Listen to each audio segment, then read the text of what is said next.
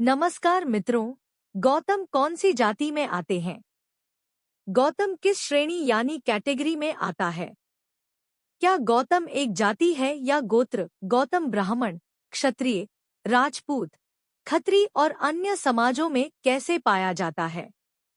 गौतम को लेकर समाज में सबसे बड़ा भ्रम यह है कि लोग इसे एक जाति मान लेते हैं, जबकि वास्तविकता यह है कि गौतम कोई जाति नहीं, बल्कि एक गोत्र है। गोत्र वह वंशीय पहचान होती है जो किसी प्राचीन ऋषि या महापुरुष से जुड़ी होती है।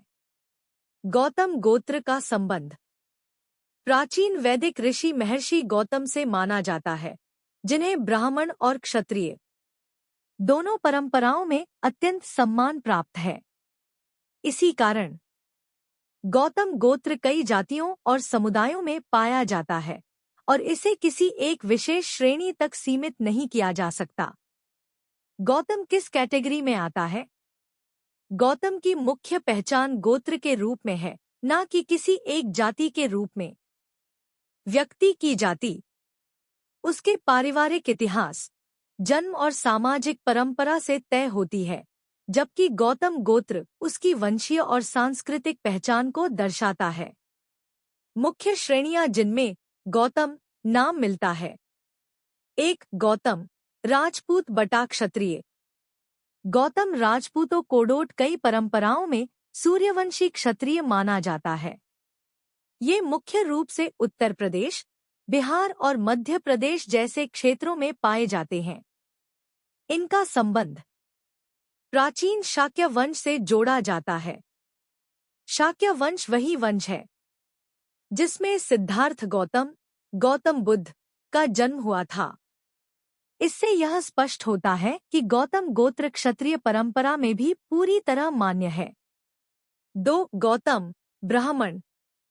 गौतम गोत्र के ब्राह्मण ऋषि गौतम को अपना मूल ऋषि मानते हैं। ये ब्राह्मण वैदिक अध्ययन, यज्ञ और शास्त्र परंपरा से जुड़े रहे हैं। पंजाब, हरियाणा, राजस्थान, उत्तर प्रदेश जैसे राज्यों में इनकी उपस्थिति मिलती है। ब्राह्मण समाज में गौतम गोत्र एक प्राचीन और प्रतिष्ठित गोत्र माना जाता है। 3. गौतम अन्य समुदाय। गौतम उपनाम कुछ अन्य समुदायों में भी मिलता है। इनमें जाटव समाज और अन्य वर्ग शामिल हैं। इन समुदायों ने ऋषि गौतम कोडोट अपना गुरु या प्रेरणा स्रोत मानते हुए गौतम उपनाम को अपनाया। यह सामाजिक और सांस्कृतिक जुड़ाव है, न कि जाति परिवर्तन। गौतम कोई एक जाति नहीं है। गौतम एक प्राचीन गोत्र है।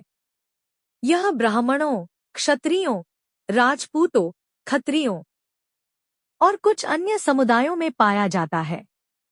व्यक्ति की जाति उसके परिवार और समाज से तय होती है, केवल उपनाम से नहीं। इसलिए गौतम उपनाम वाला व्यक्ति ब्राह्मण भी हो सकता है, क्षत्रिय भी हो सकता है या किसी अन्य समुदाय से भी। 3. गौतम किस कैटेगरी में आता है? अगर कोई व्यक्ति राजपूत जाति से है और वह गौतम गोत्र लगाता है, तो उसकी कैटेगरी ओबीसी यानी अन्य पिछड़ा वर्ग होती है। यह कैटेगरी राज्य की सरकारी ओबीसी सूची पर निर्भर करती है। यहाँ यह समझना जरूरी है कि गौतम गोत्र होने से कोई व्यक्ति ओबीसी नहीं बनता, बल्कि राजपूत जाति के ओबीसी सूची में होने के कारण वह ओबीसी माना जाता है। अगर कोई व्यक्ति जाटव जाति से है और वह गौतम गोत्र लगाता है, तो उसकी कैटेगरी ओबीसी यानी अनुसूचित जाति होती है। क्योंकि जाटव जाति स्वयं ओबीसी में आती है, चाहे गोत्र कोई भी हो। इसलिए जाटव और गौतम गोत्र होने पर कैटेगरी ओबीसी ही रहेगी। अगर कोई व्यक्ति ब्राह्मण जाति से है और उसका गोत्र गौतम है, तो उसकी कैटेगरी जनरल यानी सामान्य वर्ग होती है। ब्राह्मण जाति ओबीसी कैटेगरी में शामिल नहीं होती। शास्त्रों के अनुसार महर्षि गौतम स्वयं ब्राह्मण ऋषि थे, इसी कारण ब्राह्मण समाज में गौतम गोत्र बहुत प्रचलित है। अब इसे एक वाक्य में समझिए। गौतम कोई जाति नहीं है। गौतम एक गोत्र है। और सरकारी कैटेगरी हमेशा जाति के आधार पर तय होती है, गोत्र के आधार पर नहीं। राजपूत और गौतम गोत्र होने पर कैटेगरी ओबीसी हो सकती है। राज्य के अनुसार जाटव और गौतम गोत्र होने पर कैटेगरी ओबीसी होती है।